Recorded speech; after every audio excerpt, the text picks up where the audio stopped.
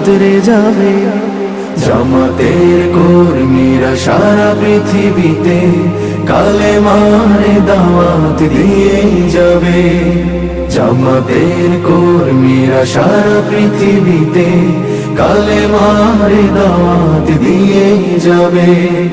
যাদের আদর্শে নবীজি চেতনা ইসলাম, শান্তি কায়েমে যারা শপথ নিল, যারা দিনে রাত ময়দানে কেটে যায় নির্ভীক, প্রভু রাহে যারা জীবন দিল, যাদের আদর্শে নবীজি চেতনা ইসলাম।